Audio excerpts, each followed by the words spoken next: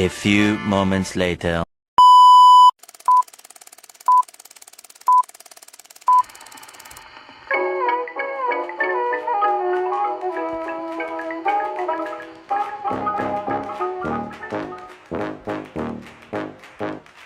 Halo, assalamualaikum warahmatullahi wabarakatuh, teman-teman.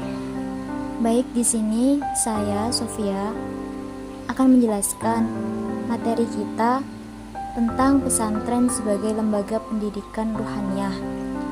Nah, di sini saya dari kelompok 1 yang kebetulan dari judul itu maka akan diperoleh atau dibagi menjadi 3 subbab.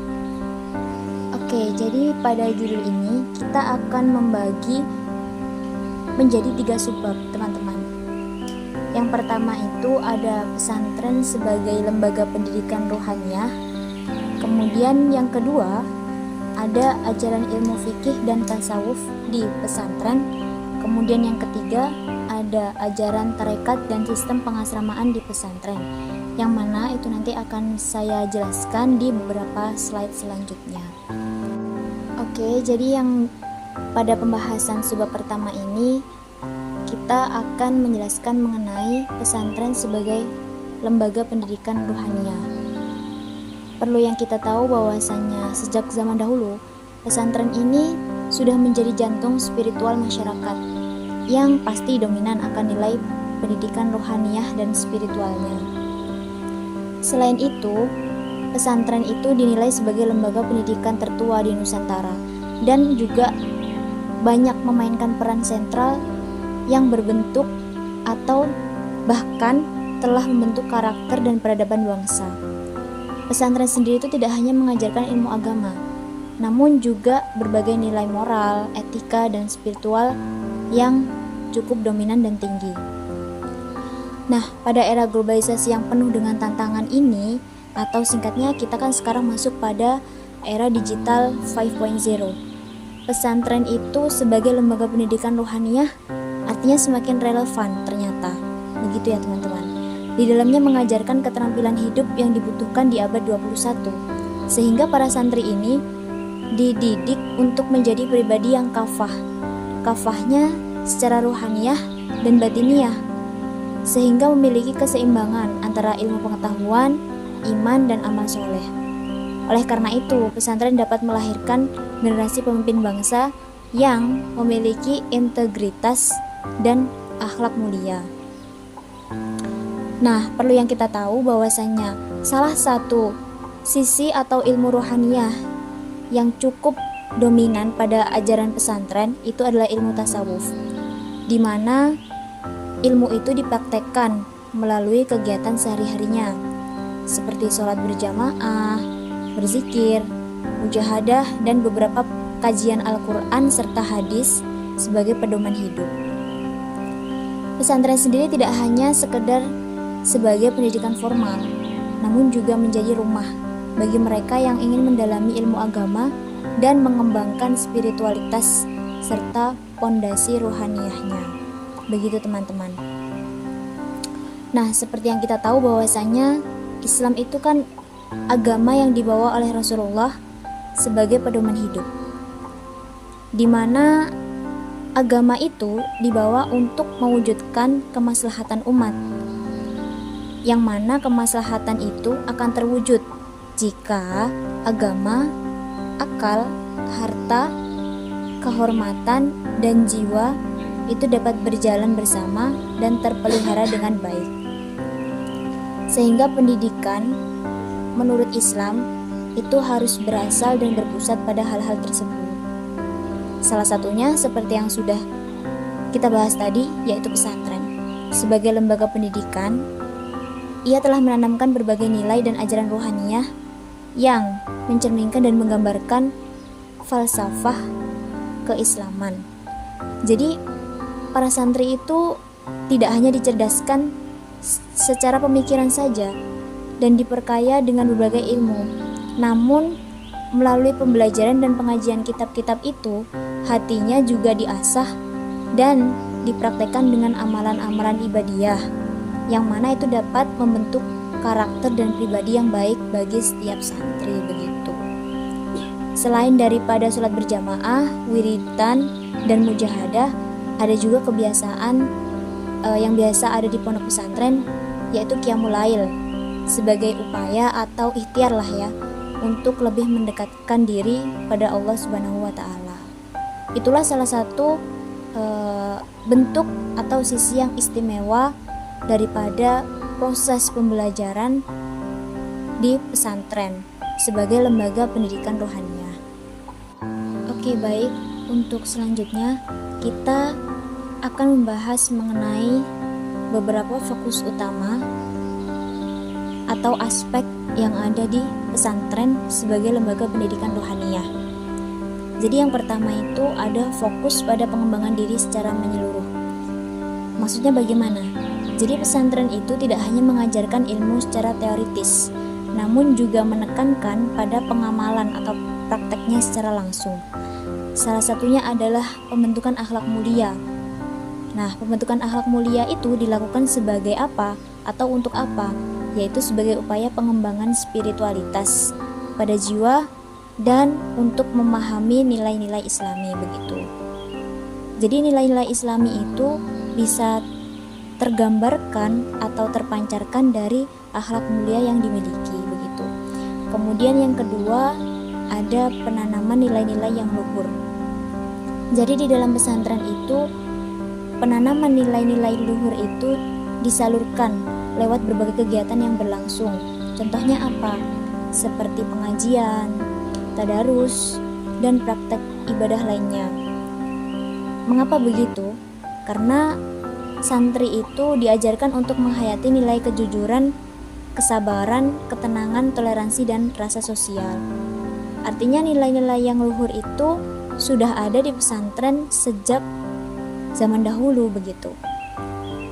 Kemudian yang ketiga ada lingkungan yang kondusif untuk pertumbuhan spiritual.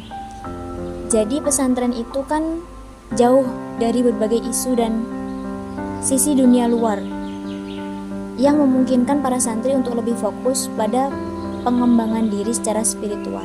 Artinya ketika seorang santri itu ada di dalam pesantren, pastinya dia akan lebih fokus pada ilmu dan juga aspek-aspek untuk pengamalannya karena jauh dari dunia luar.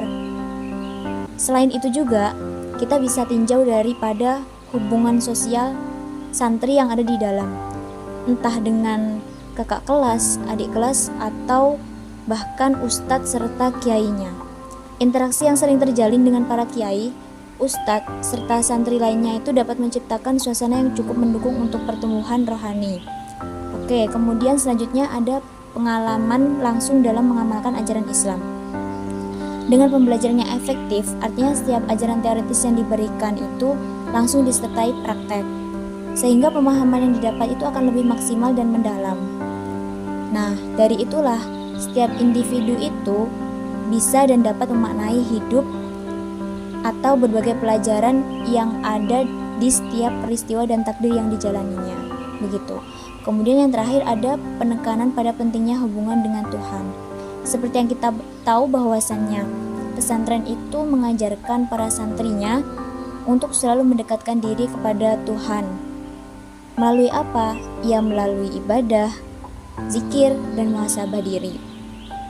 Nah, peran pesantren ini tentulah sangat penting dalam pendidikan rohaniah, sehingga aspek-aspek yang sudah saya jelaskan tadi itu menjadi sesuatu yang bermanfaat dan tentunya dapat membentuk karakter serta pribadi yang lebih baik dalam setiap pembelajaran dan aspek yang diberikan kepada santri tersebut.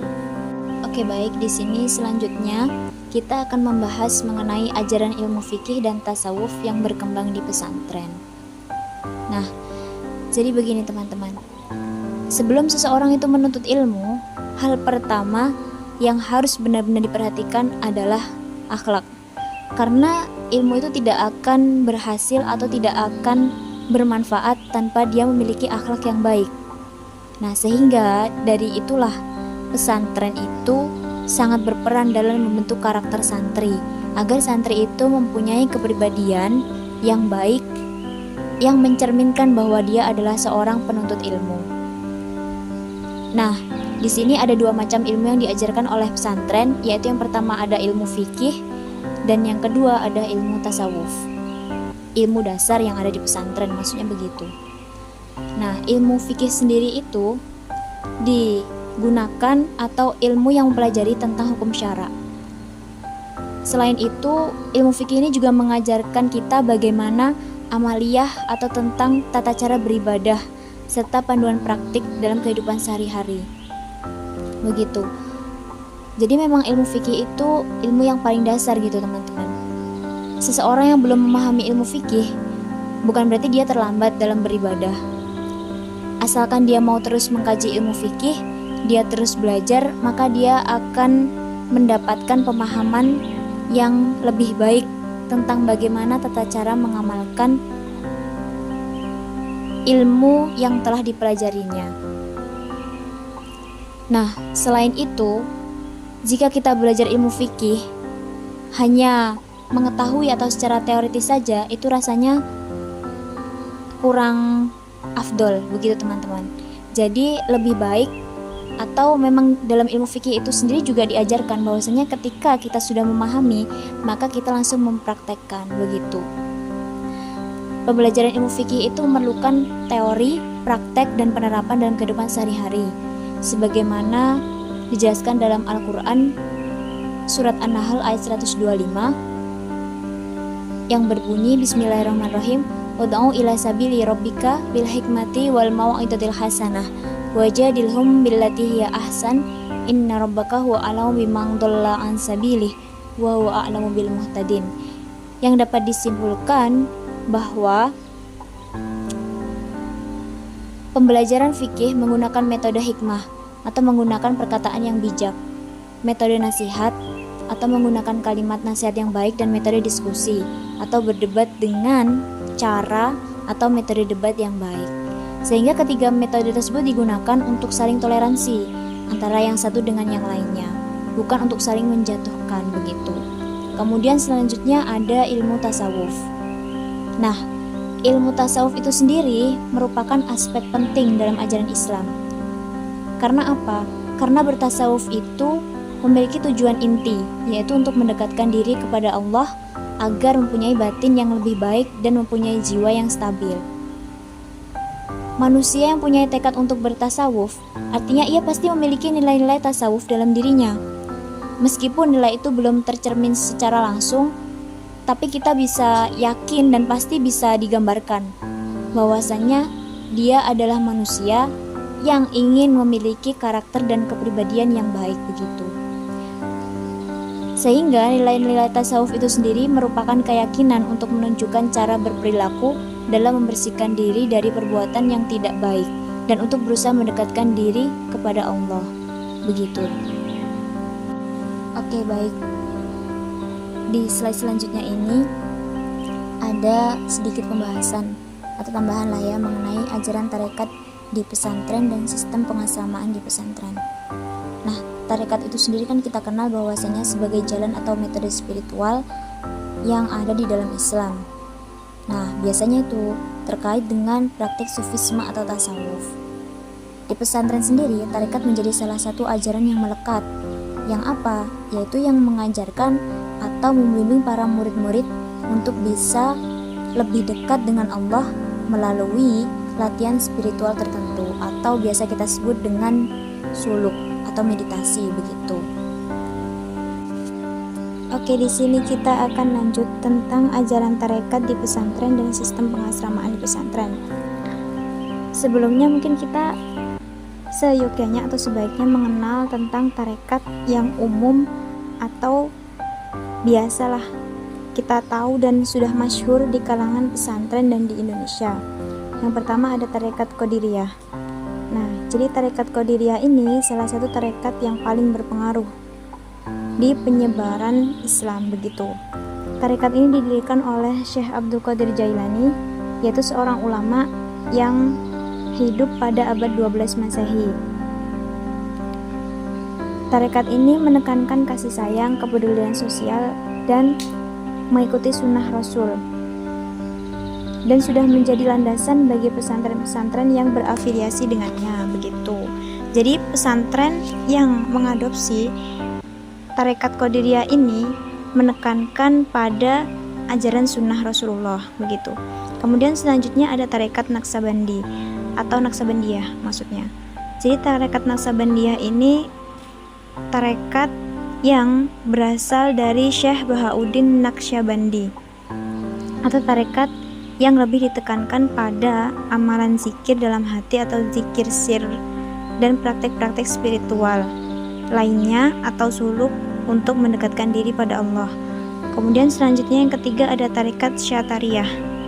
Nah, tarekat Syatariyah ini salah satu tarekat yang berafiliasi di Provinsi Jawa Barat.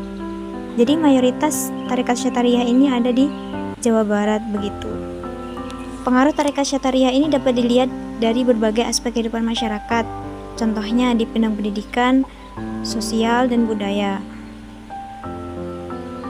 Selain itu, tarekat Syatariyah ini dikenal dengan penekanannya pada cinta kasih atau mahabbah kepada Allah, Rasulullah, dan juga sesama manusia. Oke, dan ini yang terakhir, kita akan membahas mengenai sistem pengasramaan pesantren yang merupakan salah satu ciri khas dan membedakan antara pesantren satu dengan sekolah pada umumnya begitu. Oke, di sini ada 3 jenis. Yang pertama ada ribat, kemudian yang kedua ada khonqoh, kemudian yang ketiga ada zawiyah. Oke, mungkin bisa sedikit kita bahas di sini. Ribat itu sendiri adalah semacam pos militer yang didirikan di perbatasan untuk menjaga keamanan umat Islam. Itu sejarah ribat pada zaman dahulu. Namun seiring berjalannya waktu, ribat ini berkembang menjadi pusat pendidikan dan pengajaran agama. Nah, sistem pengasramaan ribat ini biasanya lebih bersifat militeristik, artinya lebih menekankan pada disiplin dan ketaatan gitu. Kemudian yang kedua ada khonqoh. Khonqoh ini lebih dikenal sebagai tempat tinggal para sufi atau orang-orang yang ingin mendalami ilmu tasawuf, artinya seperti rumah khusus begitu ya teman-teman. Nah, sistem pengasramaan di khonqoh itu lebih menekankan pada aspek spiritual dan batiniahnya begitu. Kalau ribat tadi kan disiplin dan ketaatan, kalau khonqoh ini spiritual dan batiniah. Kemudian yang ketiga ada zawiyah. Nah, zawiyah ini dia berbentuk seperti asrama bagi para anggota tarekat. Jadi mereka tinggal di zawiyah itu ya khusus untuk mempelajari ilmu tasawuf. Artinya amalan-amalan spiritual yang sudah diajarkan itu harus benar-benar dipraktekkan dan diamalkan, yang mana nantinya dibimbing oleh seorang mursyid yang sudah berpengalaman dan sudah memiliki tingkat spiritual yang tinggi. Begitu teman-teman. Baik, mungkin cukup sampai di sini teman-teman penjelasan dari saya, Sofia, kelompok 1 mengenai pesantren sebagai lembaga pendidikan ruhaniyah. Semoga apa yang kita pelajari pada pembahasan kali ini bermanfaat dan bernilai berkah untuk kita semua. Amin. Mungkin nanti kita bisa lanjutkan di pembahasan video selanjutnya. Sekian dari saya, sampai jumpa teman-teman.